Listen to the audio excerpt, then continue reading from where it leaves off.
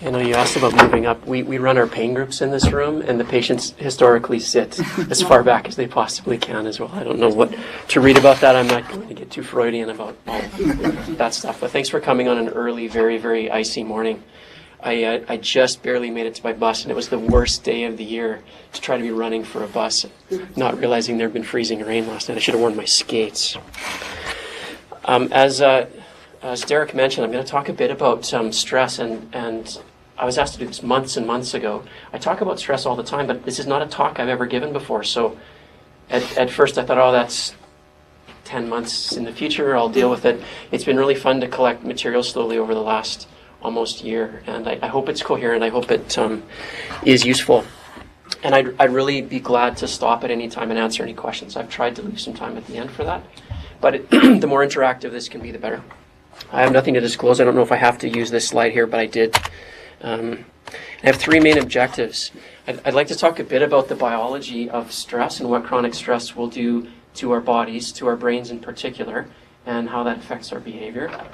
I'll talk a bit about some of the implications of those effects on our health and on the way that we perform things. And this is probably especially relevant to the work that all of you do, and I hope I can show that over time. I'm obviously not an anesthesiologist.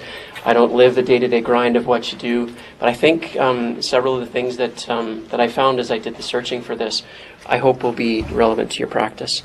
And I'll briefly talk about strategies, but I'm not going to get very specific. We could run some sort of mindfulness exercise at the end if we have a ton of time, but I doubt it today.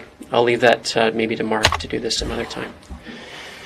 One of my first fears when I do a talk like this, this is Captain Obvious if you're not familiar with the Canadian cliche. I'm always a little worried that I'll just find things that will be evident to people who work in healthcare and who do the kinds of things that you do every day. But I feel like I've learned some important things over the course of this time, and hope this will be useful. We live in a society that I think needs to be more aware of stress, and at the same time, I think we see a growing increase in phobia related to stress in our society. Everyone's a bit nervous about it. And one of the things that struck me, while the effect sizes in the studies that I found are really quite large, the inconsistency between studies and the difficulty that scientists have in replicating the studies is really something else. And it really highlights the fact that stress affects everyone differently, and there really are some protective factors, some of which we don't really understand as time goes on. So yes, we need to be very aware of what's happening in our lives because of past stressors, because of current stressors. But I also don't think that we need to be utterly alarmed and completely stress phobic. Stress and its effects are really complicated. And if you sit back now and over the course of the time that we'll discuss these things, morning, Kate, you'll notice that there are very, very complex effects across the lifespan and at various points episodically in a person's life. Now, I make no political statements here, but when you start trying to talk about something so complicated, I feel some empathy for people who have an almost impossible task before them, and this fellow came to mind for me. But what I've tried to do is organize things as much as I can to be as useful as possible. For lay people, for our patients, there is so much to access, and one of the things that I found as I searched around, I did the initial lit search using the various databases, but did a little bit of a gray literature search just on Google. And it's amazing all of the ideas that are available to us for managing our stress. Why would we ever need to go see a health professional when you have Google? And there's some wild and great stuff, almost at an overwhelming level. But I think that there are some key pillars that we can rely on as we talk about and think about how to manage our stress, including when our slides freeze. There we go. If this is a topic that interests you, I'm going to show this slide again later on. This would be, in my opinion, the article to read. I only found it earlier this week, and I don't know how I missed it in my initial searches way back. This is actually from a Canadian group in Montreal, and they do an excellent job of discussing the basic science effects of pain on human beings and on animals, primarily on rodents. And they look at this across the lifespan. They look at how it affects the brain, how it affects an organism's behavior, including people's behaviors and people's cognitive function. I did pull a figure from that particular that particular publication of the HPA axis. And many of the effects that I'll talk about today and the effects of stress on the brain largely are because of the activation and probably the hyperactivation of the hypothalamus, the pituitary gland, and our adrenal glands, resulting in this great chemical soup that is very adaptive for us when we have acute stressors and not very helpful to us when we have chronic stressors in the long run.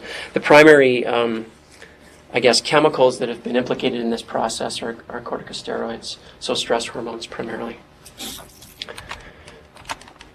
They highlight probably this particular article, and again, I'll show this later if I can pique your interest on the topic over the course of the time you'll be here today. They highlight a few things. There clearly are critical periods in the studies of the organisms that they measured, primarily in this case rats and also humans. What's interesting is that these effects are much stronger in the rodents than they are in humans, and they're slightly different. There seems to be something about stress in adolescence that really stands out. Young organisms are very resilient, not surprisingly, and there are factors that affect that level of resilience across individuals and across the studies, but it varies tremendously. And there are some really significant differences that happen. They, in looking ahead to what I'll talk about today and in your own thoughts, they highlight that there seem to be three key areas that scientists are scratching the surface of when it comes to understanding stress and what stress does to us that would be worthy of our attention. And I touch on this a little bit in some of the later slides, but they talk about sex and gender differences. Many studies have been done primarily on men, and they're finding that there are some significant sex differences, men or male animals, I should say. Exposure to environmental toxins, literally the things that we're exposed to in what we eat and in what's going on in the world around us, may have a key effect on our own stress responses and how that plays out in our lives.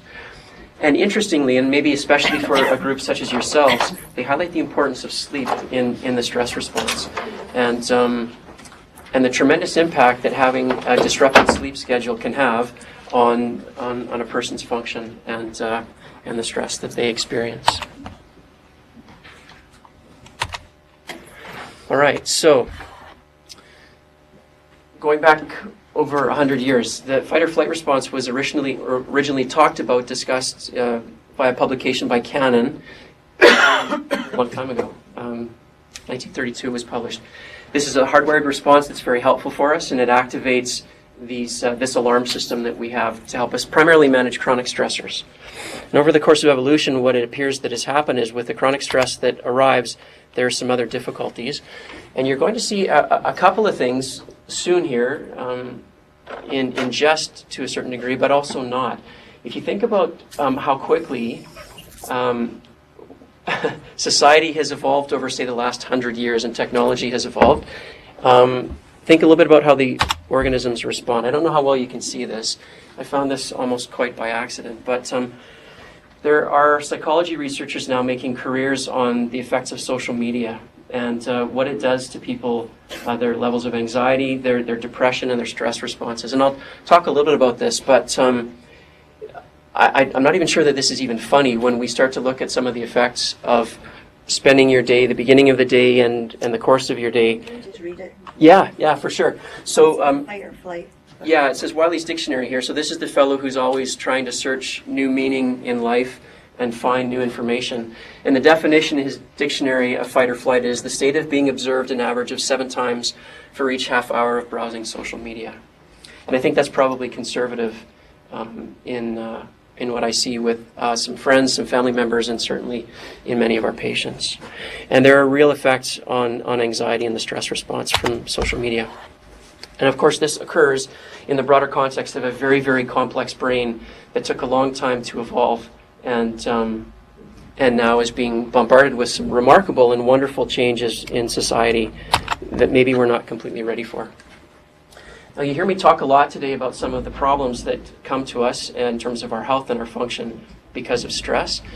Stress is actually not completely bad. In fact, stress helps us to function optimally under certain circumstances. And this is just a generic figure of how this works. Yerkes-Dodson law was published a very, very long time ago, and what it suggests, and it's been replicated many times, is that under situations of low stress or high stress, our performance drops fairly dramatically. Driving might be an excellent example of this. And in sort of a mid-range of stress, we tend to perform optimally and function at our best over time. The curves change in some ways from task to task and between people, but by and large, the inverted U is pretty consistent. What's been found across a large number of studies over the years is not just about performance, but it's also about the cognitive status of the person who's dealing with the stressor. Everything from boredom at the one end and being overwhelmed and exhausted at the other end to an enhancement of creativity, problem solving, and progress in their performance. It's really quite encouraging. So stress is not bad. It's really about managing, I guess, the stress of the environment and also the way that we react to those stressors.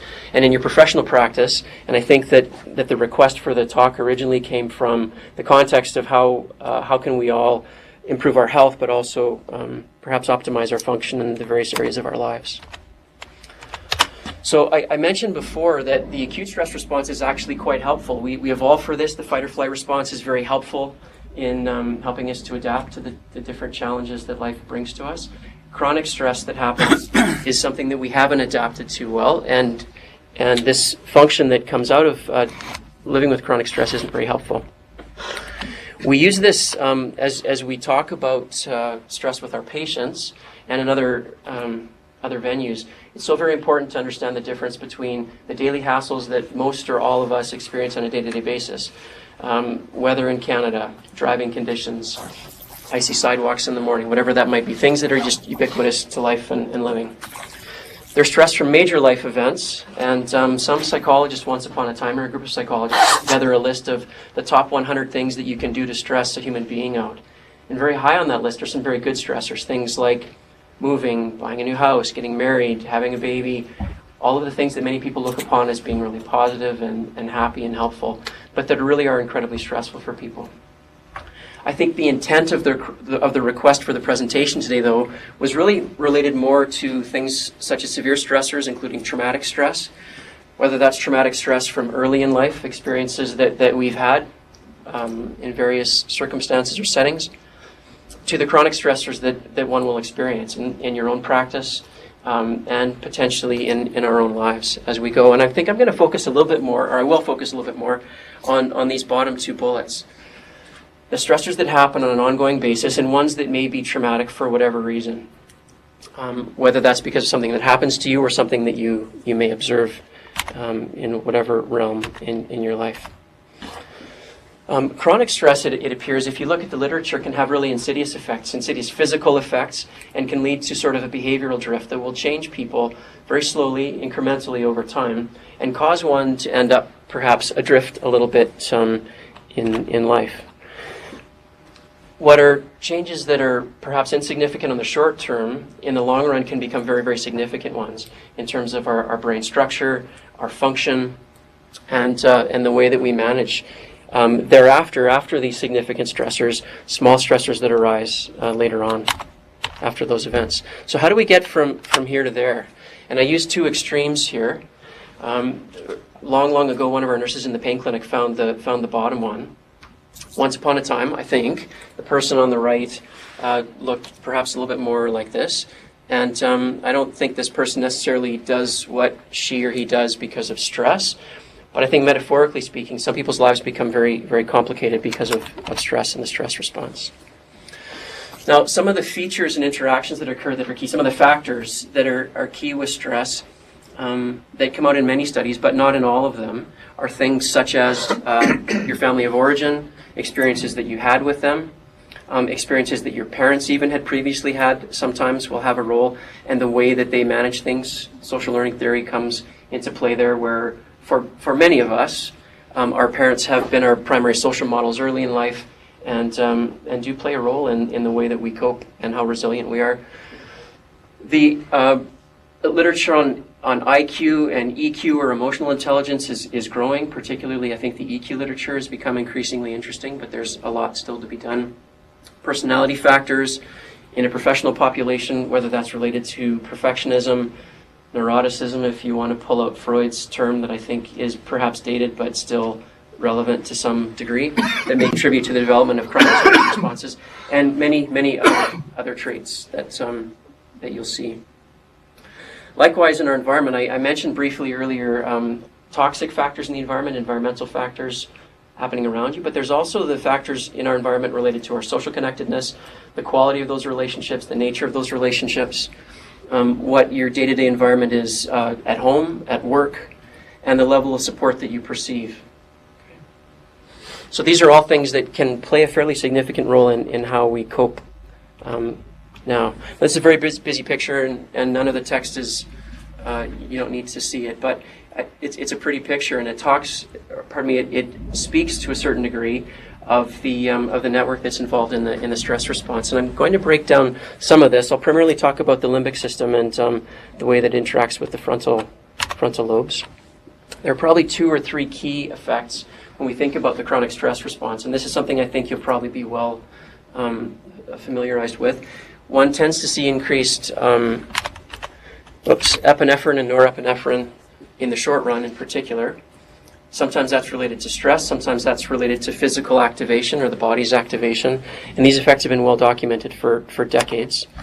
In the long run, it seems that cortisol or glucocorticosteroids play a very significant role, and they're related to almost everything bad in our health, or have been linked to it in several studies. Heart disease, cancer, diabetes, you name it. I'm going to show a list of the various physical effects of stress. I don't think anything here will be very surprising. And again, apologies for the small text, but the text on the figure is far less important than the bullet list that I'll share as we go. Interestingly, while we often think of cancer and heart disease as key outcomes, hypertension and cardiovascular problems as key outcomes with stress responses, sleep disruption comes up again and again and again across studies, both in terms of it being a result of a chronic stress response, but also being wrapped up in the chronic stress response. The people whose sleep cycles are consistently disrupted, potentially people on call, folks who work long days or whatever else. This can play a huge role in the development and the maintenance of the stress response. Not surprisingly, depression will come out. If we bombard our brains with these chemicals for long enough, our brains will change. Our brains change their structure, their volume, their behavior, and just the general chemical environment that occurs. And a vicious cycle often happens. That's related to low energy and a variety of factors you'll see, and symptoms you'll see later on. Cognitive impairment is common. I'll blow this up and show you, I think, 2 slides from now, some of the key things that have been measured. For those interested in pain, it won't be surprising at all that you'll see an amplification of pain in the short run, whether that's acute pain or even in the development and maintenance of chronic pain, and the amplification of pain. It's a common theme, it's been widely studied, and it's a significant problem in various parts of the body. Suppressed immune function is often one that is repeatedly noted. There are outbreaks on campuses around the world right now of university students catching colds, catching the flu during exam season, and that's not uncommon as well in various stages of life. Bruxism comes up again and again. I'll leave it at that. Increasingly, some of the publications showed that bruxism seems to be a central problem and may actually not be because of the stress and the behavioral activation of our muscles in our jaws, but rather this is grinding your teeth. It's a huge problem for folks with headaches and facial pain, but it does appear that the central effects of stress hormones actually play a very significant role in the development of bruxism. That it is as much a chemical response as it is a behavioral response, and I think largely we've thought of it as a behavioral response. Whether this is related to pain in the bowel, but the whole constellation of symptoms that come with having an irritable bowel, whether that's the syndrome or the disorder, is again and again linked to stress problems and chronic stress. Sexual dysfunction, fluctuations in weight, also very much related to depression. So there's a long list, and these are sort of the main culprits that we see. There are many others that have been linked. These physical effects, that have been linked to stress and having chronic stress. What's interesting, though, is that across these different problems, across these different syndromes, there appear to be protective factors that we don't really understand, and I'll talk about it just a little bit more toward the end of the presentation today. But it's staggering how these effects, I think we can confidently say, happen consistently, and yet at the same time, there will be people who have very high levels of chronic stress who don't show many or sometimes any of these outcomes. I'm just going to buzz through this quickly. Many of these symptoms are related to two key categories, anxiety and depression, whether that's generalized anxiety or social anxiety or whatever other form of anxiety will come out, even obsessive behaviors. All of these things are common effects of stress. These are the behavioral outcomes that we see, and perhaps things to watch for in ourselves at times of high levels of stress or periods of chronic stress, and perhaps things to be aware of for others. I'm not going to speak very much about it today, but it's never a bad idea if you see a friend or a colleague dealing with some of these things, just to quietly take them aside and express your concern. If you look at the psychology studies of managing these things, one of the best and protective factors is having someone who's interested in you and someone that you feel comfortable enough talking to.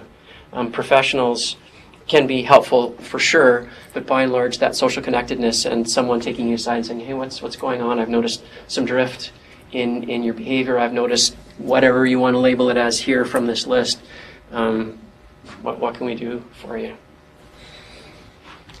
And then the cognitive effects. I mentioned I would mention this before. Some of the key things that we see with the brain's function, the outcomes of the machinery, the hardware of the brain, very consistently are related to our attentional function, whether that's related to short-term or long-term concentration issues, sustained attention or selective attention, memory impairment. Executive function refers to our decision processes, our planning, our ability to do complex tasks and to carry them out in a consistent and in a structured and helpful way. Distress tolerance changes, and this sometimes goes with agitation or can be separate from agitation, but there is a term called psychomotor agitation. People just appear to be more skittish and in extremes visibly agitated. Confusion and racing thoughts. These are the key ones. There are others. And again, in your own professional practice, these are key elements of doing the challenging and complex work that all of you do. Now, I'll talk a bit about some of the biology for the basic scientists or those of you interested in basic science in the room. There was a recent study in rats that replicated what's been seen in adult humans in the past. They looked at a chronic stress model in these rodents, and the area of the brain that seems to be most sensitive to chronic stress and severe stress in the short run is the hippocampus. And they aren't exactly sure what the key effects are, but there does appear to be an effect on the creation or the genesis of new cells. May also be the actual function and structure of those cells as they go on. No one really knows what exactly is happening, but there are a series of studies both in rodents and humans, primarily in people who have experienced significant abuse or significant trauma, especially early in life. These are the populations that have been studied. I think they've been understandably handpicked to look for people who have had extreme responses and who've lived in extreme conditions.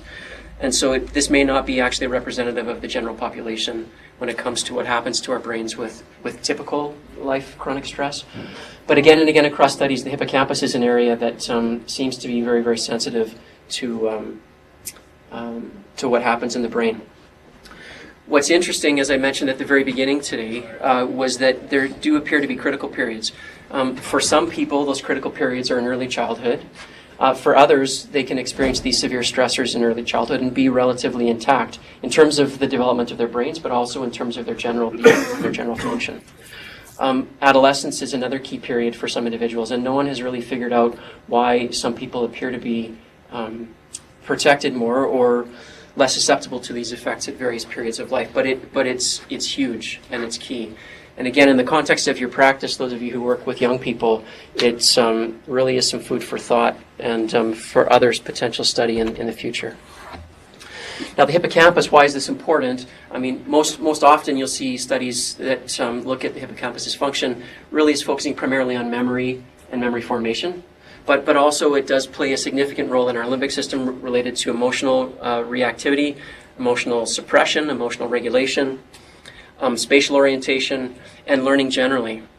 And so what can happen is you can have a lifelong suppression of a brain's function, sometimes through early and severe stressors, and in others through chronic stress, although that effect has been less well documented. Sorry for this really busy picture. The details really aren't that important, other than the general gestalt of what's happening in the picture. That's very, very important. So this is a study from a group from 2012 that looked at changes in the hippocampus, specific regions, 4 in particular, of the hippocampus. This is not a large area of the brain. But looking across their own work and across studies, and the effects are consistent in these particular parts of the hippocampus, not just the hippocampus, but specific areas. But what's interesting is that factors such as major depression, a history of post-traumatic stress, these are things that can set people up or can mitigate the effects, but they don't really account for the effects. There are many, many paths when you look at sequential modeling of this. So the answer is we know that the hippocampus is affected, but we don't really know why, even after many, many different studies. Can I just ask a question? Please do, yeah. So what? So if the hippocampus is affected, then wouldn't that be a good thing? I mean, if you're very emotionally flat, it seems like it would be beneficial. You know what I mean? Like you're not emotionally reactive. Mm-hmm. Why does that cause problems? Yeah, thank you. So it would be helpful if it blunted our emotional responses consistently. But what it also appears to do, and perhaps for many people what it appears to do, is it actually makes the rest of the brain, gives the rest of the brain the ability to be more reactive and dysregulated. So it's unclear whether the hippocampus actually is involved in those actual emotional responses, or whether it acts like a braking mechanism that stops the rest of the limbic system from running wild. And so if the hippocampus isn't working, it may be that the rest of the limbic system doesn't have that modulatory factor. But I don't know. That's just a bit of a hazy, overarching idea. If it did blunt our affect, it still would be a problem because you would be quite flat. And if you know someone or have worked with someone with schizophrenia who have significant emotional blunting, it's not a great way to live either for you or the people around you. It's a very good question. Thank you. But that's my best guess at the response to that. Coming back to sleep, chronic insomnia appears to play a huge role. Here's another red flag factor to think about in our own day-to-day activities, and as we are with family, friends, colleagues, whoever. In several studies, chronic insomnia seemed also to be related to neuronal loss, a decrease in neurogenesis, and it also was related to the cognitive disruption that occurs. And to go back to your question, Therese says, well, there are so many different factors that the hippocampus seems important ones that it's involved in, that it has sort of a multi-level effect across a variety of different behaviors as well. And it also predicts depression across many, many studies. The thing from the Zimmerman study that I pulled out, and they didn't talk about it at great length, but I think it was very important. They looked at perceived stress in older adults, and the key is the perception of stress. Across the studies that talked about how there's no question that stress has an effect on our brains, on our function, on how we perform, it does appear that our perception of stress and the way that we manage those triggers that come at us, those life events and other challenges that happen, may be one of the key factors. And this is where we get into the prefrontal cortex and what's happening with the executive function driving areas of our brain. But it does actually, I think, offer some hope in what is, to some degree, a stress-phobic society, that there are things that can be done individually, some relatively simple things that can be helpful and promote better physical health and psychological health. Okay? I'll sort of pause here, sort of push in the clutch. Any comments or questions about that before I start to talk about a few of the things that one might consider and how we manage and regulate our own stress responses? Please, Teresa. So in terms of sort of distribution, you're talking about the extreme stress and how we manage it. Yeah. That's what you're really talking about. Because, I mean, well, all in the middle here flopping around, but there's some extreme stresses. Yeah. Especially at the upper end of that inverted U I showed before. Yeah. And does it depend on your personality and how you... It appears to. Okay. Yeah. Yep. But personality is a little bit challenging to measure as it is, and is a bit fluid and related to so many different things that I think it's been difficult to link the excellent basic science work with what we see in people, the clinical manifestations of it afterwards. And it is important to recognize that most of the studies that have been published have looked at organisms or individuals under extreme stress. So typically people like survivors of trauma in war, survivors of childhood trauma, survivors of ongoing sexual abuse or whatever. And because it appears that the effects from other sorts of stressors don't create the same level of trauma to the brain, if you will. I'll be honest, I'm far more concerned about the effects of chronic stress, and it's probably a bias because of my practice in working with people who have chronic health problems. But my gut feeling, I think, just from my own population of people who have had severe early stressors and or chronic life stressors, I kind of feel like the chronic stressors, the chronic significant ones, play as much havoc in a person's life as the early severe ones. Not in any way to minimize early traumas, but it seems like it may have a more powerful effect in the long run. But I could be wrong. Just ask one more question. What about witnessing stress in people? Like we see a lot of pain and suffering in the job setting. Yeah. Thank you. Or like I think it's huge. Yeah, I think it's huge. So the PTSD literature is really, really interesting. Of all the people who are exposed to trauma, and when I mean exposed, I mean you could be the person experiencing the trauma and or witnessing a trauma, only about 5% of people actually go on to develop PTSD. And there isn't necessarily a terrific link between the severity of PTSD symptoms and the intensity of the actual experience. And when you look at the DSM and you look at PTSD diagnostics, you can experience a trauma or witness a trauma or even think that you may have the potential to be somehow harmed, and that will trigger a PTSD response. So, for example, there was a huge spike in PTSD diagnoses after 2001, the 9/11 attacks, many of which were people watching the CNN reel going on and on over and over again, feeling that this could happen. It became real for them, and these folks were in no real threat or danger. So it's complicated, yeah, please. You raise an interesting question. When only 5% of people will develop those PTSD syndromes, Mm-hmm. Yeah. And for me it raises the question of genetic influence. So is it the chicken or the egg? Does the stress cause the hippocampal change, or do people who have a low volume hippocampus have this lesser ability to cope with stress? Because I think it's difficult to tease out, nature nurture stuff, and the fact that only 5% go on to develop, the severe manifestations of stress makes me wonder why they're different or how they're different. That it's such a small number. Yeah, I agree. So it's a great point. It's really tricky. That could be something that could be studied in rodents, and I don't know if it ever has. I didn't really look at that at all. So look at an infant rodent brain, stress it tremendously, and see what the trajectory is of the development of the brain. It's harder, a little bit more difficult to do with humans. What's tricky, though, not to be too dark there. I'm not suggesting we should even think about doing that, but it's early in the morning and my brain is a bit punchy. But it would be really hard to study that, and obviously inappropriate. But what's tricky, though, if you look across psychology studies, the influence of genes and inherited predispositions only plays quite a small role in the trajectory of what happens with us psychologically. In most studies, it's less than 20%. In a few, it may get as high as 35 or 40%. So much seems to be our experiences. Now, that can be mitigated by genes you inherit that you share with your parents if they're your primary social models, and how does that go in one of those path analysis things? It's really complicated, but I think that's an important comment and observation. Yeah.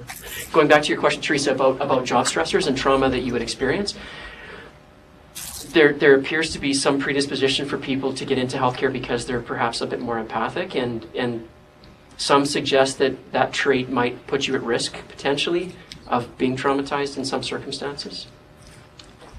So there is that potential, and certainly with the things that you see in your day-to-day practice in your work, there would be some risk, I think, of being traumatized with some of the awful things that you experience. I'd be curious, I didn't look at this, but I'd be really curious to see how that trait or how that effect changes over time. In an appropriate way, learning to cope with really difficult things, to continue to try to be excellent at what you do. but also what happens, is there some emotional blunting that occurs in order just to cope with some of the things that all of you come in contact with. And then you talk about that in the context of what happened in people's lives prior to that, and it would be compelling to see what sorts of effects happen across people. Yeah. It's a very good question. All right, so I'll talk about some general areas. I'm not going to get overly specific. It's really interesting. The pendulum swings all over the place, and I mentioned right now we're a bit stress phobic.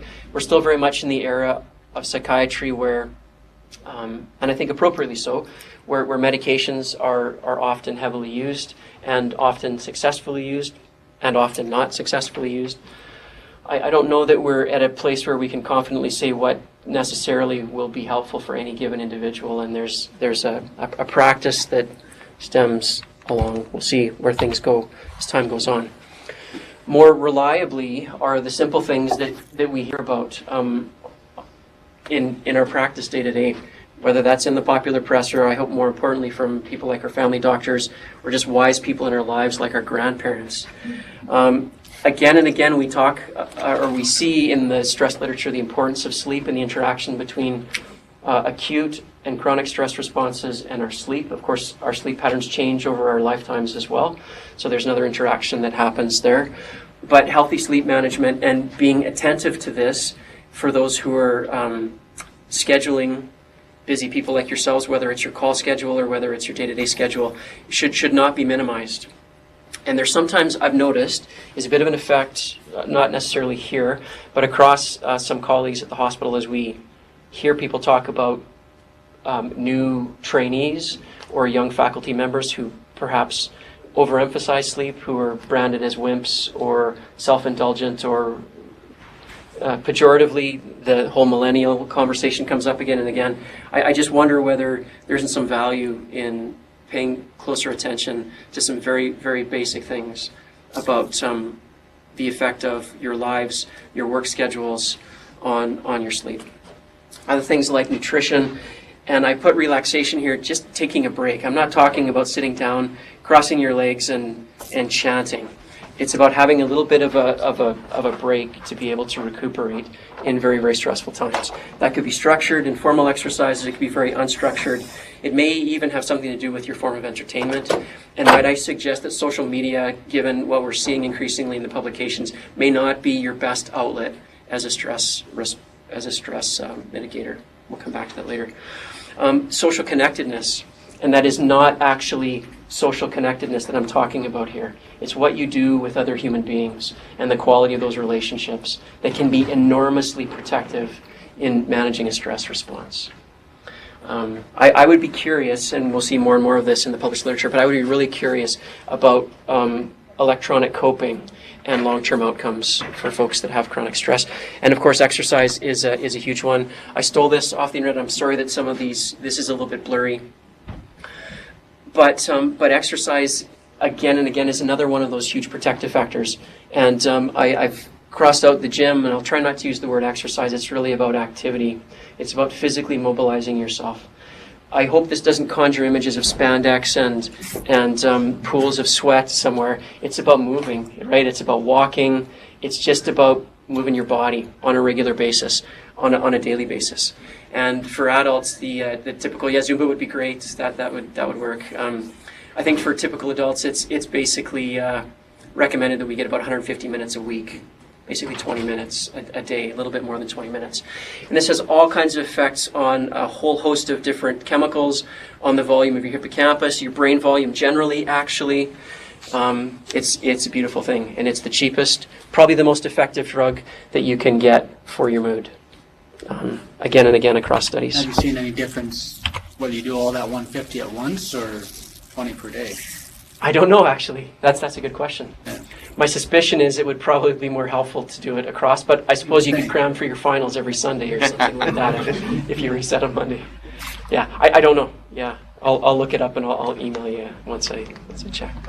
My guess would be it's about daily activity, because there are probably some negative effects that come afterwards. You make me think of my adolescent, my kids, but also my patients, because I think if the 150-minute pill would work, they would probably just fall asleep on a treadmill and just move their feet somehow, belt themselves on. So the first one is exercise, and really the primary treatment now, or the first line of treatment, if people can do it for anxiety and depression, is actually exercise. Far more effective than any of the medications that are available out there. The second thing is related to this interplay between our limbic system, the deeper parts of our brains, where emotions are regulated to a degree, and the fronts of our brains that are supposed to regulate our emotions. And the interplay between these two things is something targeted in psychotherapy, in chatting with your friends, in getting a bit of a refresh or some reframing in a conversation with a good friend. Much of what happens in the work that we do, my colleagues and I do, is about teaching people to activate this part of the brain, the prefrontal cortex, as a way of mastering the deeper parts of the brain, the limbic system. It's that simple. Not that we necessarily know how that happens, but the studies actually suggest that does happen, that one can actually increase the volume in the front of your brain with talk therapy. Sorry, no. It's what the people do after talk therapy if they incorporate some of those things in their lives. Some of the keys, and these are the basics, these are things we teach to our patients as well. Stress is normal, so I think being stress phobic will make you phobic of life. Stress can be adaptive, so we actually can perform better because of stress and in the context of stress. It will affect us physically, obviously will affect our emotional function, and there actually are things that can be done to manage our stress.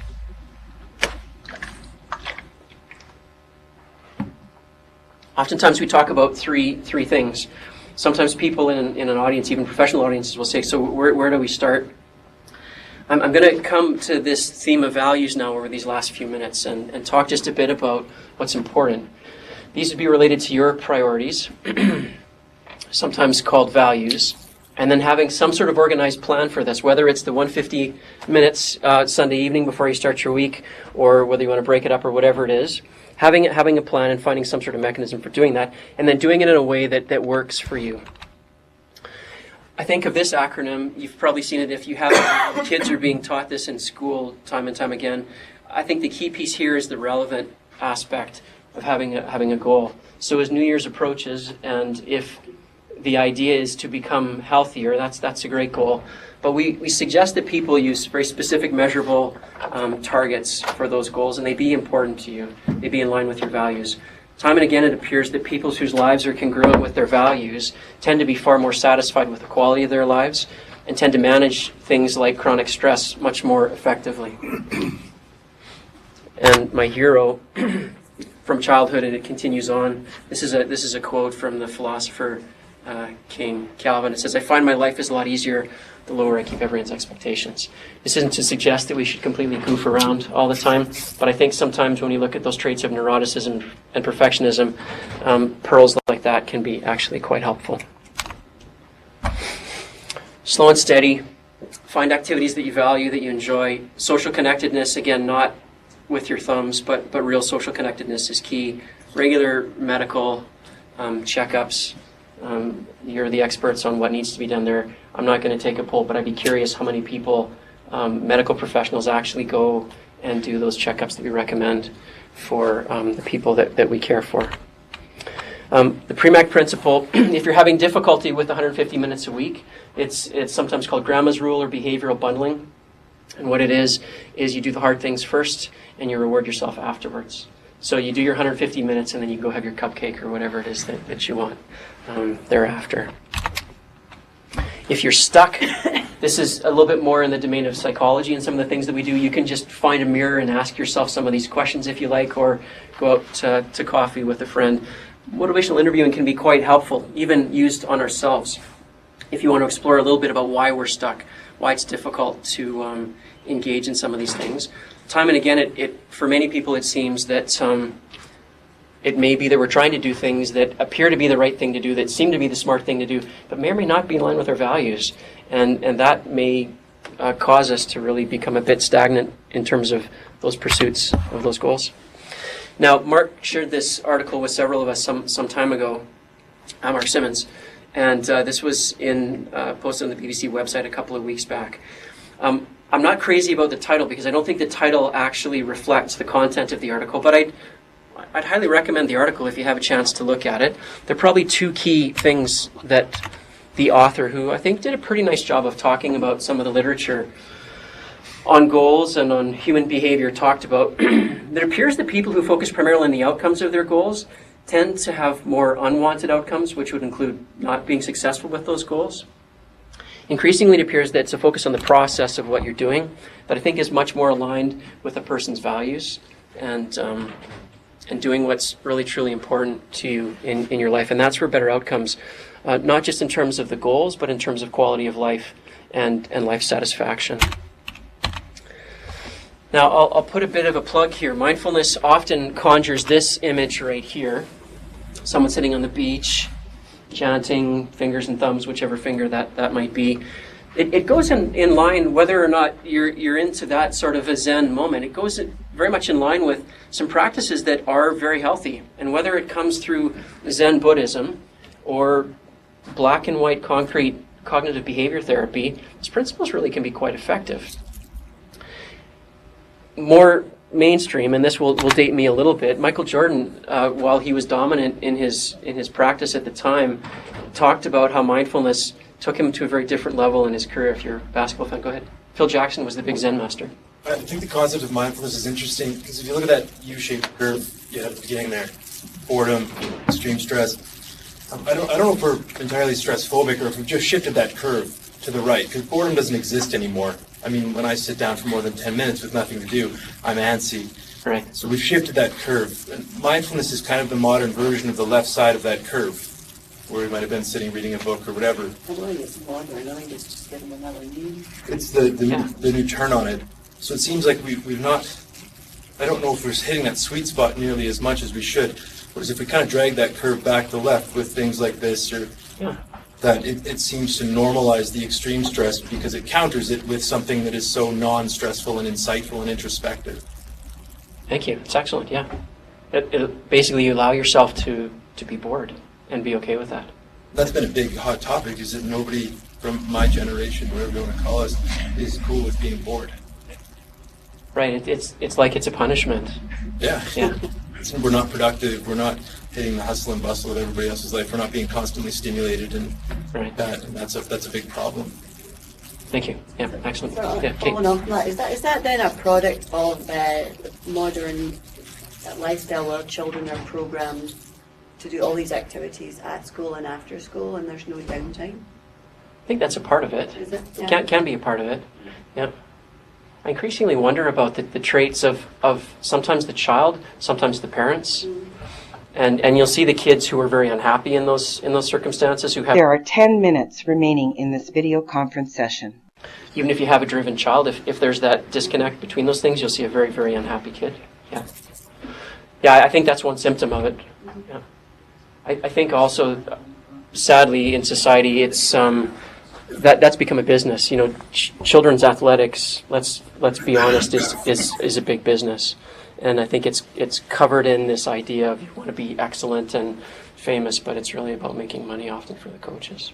That's a bit cynical. Destroys a few lives in the meantime. Destroys many lives. Yeah. Yeah, it destroys bodies. So, to be active and healthy. Yeah, and destroys a lot of minds as well. Yeah, thanks, Igor. Any other thoughts or comments there? All right, so Paul Gilbert is someone that he's in the UK. There's some great podcasts that are available. I'll throw, Mark will never ever give me a selfie again, but Mark often talks about Gilbert's stuff here. So yeah, sorry, man, I just had to do it to you. But there's some great stuff. I'll take his face off here. There's some really great stuff that Gilbert does when it comes to mindful self-compassion. Highly recommend if this is a topic that interests you, whether it's mindfulness or just general practice. He I think would speak to things related that would answer Kate's question probably far better than I did. But just a general view of life. Thanks for being a good sport, Mark. There's Dr. Mike Evans is I believe a family doc who is at McMaster University in Hamilton, and has some great videos that we often share with patients. I may show this, I may not show it. We'll see what happens. But I'd highly recommend it. It's 1 minute and 56 seconds. So in one of the times when you are bored and need something to do, it won't take more than 2 minutes of your time. But it's a great video, and I'd highly recommend it. Not necessarily data driven, but brings some really interesting things to light. I think that's, yeah, so just coming back to this, if the topic interests you, this is a great article. I have a copy of it. Just let me know. I can fire you a copy as well.